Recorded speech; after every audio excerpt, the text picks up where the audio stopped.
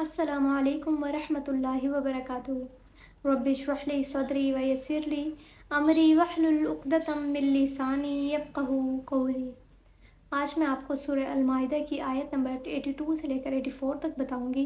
उसमें अल्लाह ताला क्या फरमा रहे हैं? आप मुसलमानों के लिए अदावत और दुश्मनी में सबसे ज़्यादा यहूदियों और मुश्रिक लोगों को पाएंगे, और अहले ईमान से दोस्ती रखने वालों में वो लोग हैं जो कहते हैं हम निसारा हैं। उनमें कुछ आलिम हैं और कुछ दुनिया से अलग रहने वाले हैं, और ये तकब्बुर नहीं करते। दूसरी आयत है, और जब कुरान को सुनते हैं तो उनकी आंखों को देखिएगा कि आंसू से बहती हैं, इसलिए कि उन्होंने हक को पहचान लिया। कहते हैं, ए हमारे रब, हम ईमान लाए, बस तू हमें मानने वालों के साथ लिख ले। और हमें क्या है कि हम अल्लाह पर ईमान ना लाएं और उस चीज़ पर जो हमें हक से पहुंची, और हम उसकी तमा रखते हैं कि हमें हमारा रब नेकों में दाखिल करेगा। ये 3 आयत अल्लाह ताला ने नाजिल की। किस वजह से हुई ये आयत नाजिल, वो आगे इसकी तफसीर देखते हैं कि इस पूरी तीनों आयत का शान नज़ूल क्या है। मुफस्सरीन के मुताबिक ये आयत हबशा के बादशाह नजाशी के बारे में नाजिल हुई। अब इन आयत के नज़ूल की वजह क्या बनी कि जब रसूल पाक सल्लल्लाहु अलैहि वसल्लम ने ऐलान नबुव्वत किया, तो जो लोग जिन्होंने इस्लाम कबूल किया था, तो कुफार मक्का की तरफ से उन पर जुल्म सितम शुरू कर दिया गया, और उन पर जुल्म सितम के पहाड़ तोड़े गए। उनकी ज़िंदगियां दो भर कर दी गईं, और उनकी कोशिश होती थी कुफार मक्का की कि वो किसी ना किसी तरीके से मुसलमानों को तकलीफ़ें देते रहें, उनको नुकसान पहुंचाते रहें। हज़रत मुअज़्ज़िब बिन उमैर रज़ी अल्लाह ताला अन्हु, जो कि एक मालदार शख्स थे, और उनकी जो परवरिश थी और वो उनका रहन सहन जो था वो बहुत अच्छा था, और वो नाज़ो नेमत में पले बढ़े थे। तो जब उन्होंने इस्लाम कबूल किया तो उन पर भी इसी तरीके से जुल्म और सितम शुरू कर दिया गया, और उनको कैदी बना दिया गया, और यहाँ तक कि उनका खाना पीना तक बंद कर दिया गया। हज़रत बिलाल रज़ी अल्लाह ताला अन्हु उमैया के ग़ुलाम थे, लेकिन जब उन्होंने इस्लाम कबूल किया हज़रत बिलाल रज़ी अल्लाह ताला अन्हु ने, तो उन पर भी इसी तरीके से जुल्म और सितम शुरू कर दिया। उमैया ने उनका खाना पीना तक बंद कर दिया, और उनको गर्म पत्थरों पर लिटाया जाता, उनके गले में रस्सी डालकर उनको बाज़ारों में घसीटा जाता, और कई कई दिन तक उनको भूख और प्यास में रखा जाता। हज़रत अम्मार रज़ी अल्लाह ताला अन्हु, उनका पूरा ख़ानदान जब मुसलमान हुआ तो अबू जहल ने उनके पूरे ख़ानदान पर जुल्म और सितम करना शुरू कर दिया, और इसी जुल्म की वजह से उनके वालिद जो थे वो इसी जुल्म में शहीद हो गए, और उनकी वालदा को अबू जहल ने बर्छा मारकर शहीद कर दिया। तो रसूल पाक सल्लल्लाहु अलैहि वसल्लम ने हज़रत अम्मार रज़ी अल्लाह ताला अन्हु से फरमाया, ए अम्मार, सब्र करो, तुम्हारा ठिकाना जन्नत है। और हज़रत खबाब रज़ी अल्लाह ताला अन्हु, वो भी एक ग़ुलाम थे, उन पर भी इसी तरीके से जुल्म और सितम शुरू हो गया, और उनको हर तरह से अजियत दी जाती, और इसके अलावा उनको भूखा प्यासा रखा जाता और गर्म कोयलों पर लिटाया जाता। जब मुसलमानों पर जुल्म की इंतहा हो गई, तब रसूल पाक सल्लल्लाहु अलैहि वसल्लम ने सहाबा कराम को हबशा की तरफ हिजरत करने की इजाज़त दी।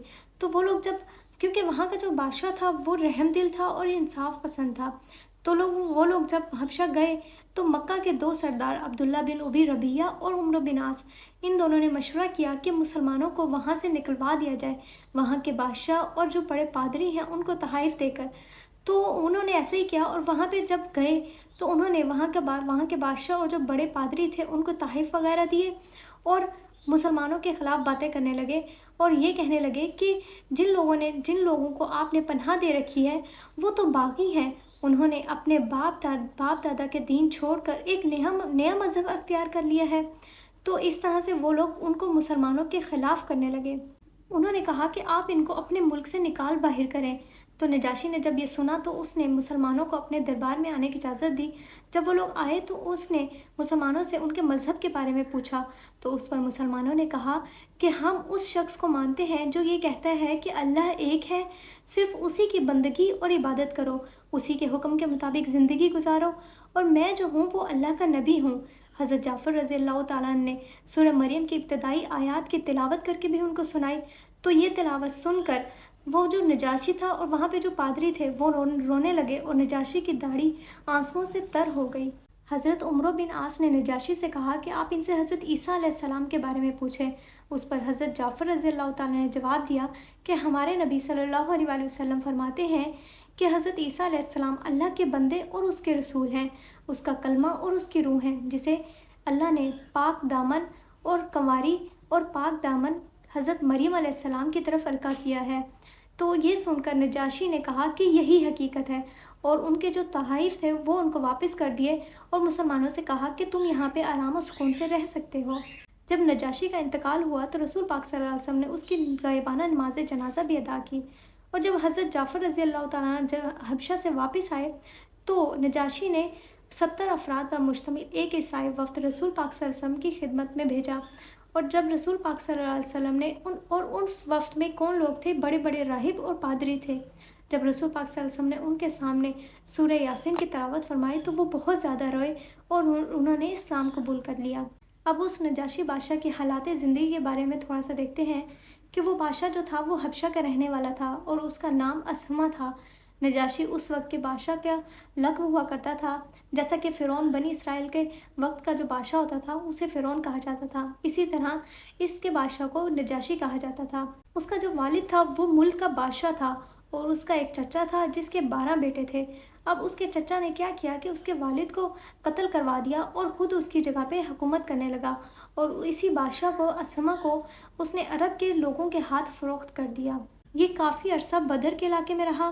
اب اس کا وہ چچا جو کہ بادشاہ بن گیا تھا بجلی گرنے کی وجہ سے مر گیا، اور اس کے جو 12 بیٹے تھے وہ کوئی بھی ان میں سے حکومت کے لائق نہ تھا۔ تو اس وقت ملک میں افراتفری پھیل گئی۔ لوگوں نے کیا کیا کہ اسہمہ کو لا کر پھر تخت پر بٹھا دیا، اس طرح سے وہ بادشاہ بن گیا۔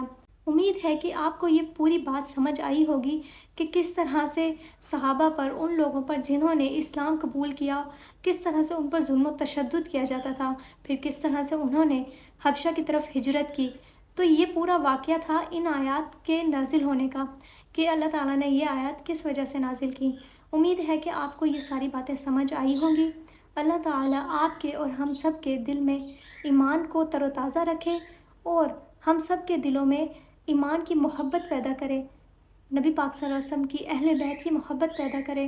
اللہ تعالیٰ ہم کو دین کی دولت سے مالا مال کرے، اور علم میں ہمارے علم میں اضافہ کرے، اور ہمیں اس علم پر، اس دین پر عمل کرنے کی توفیق دے۔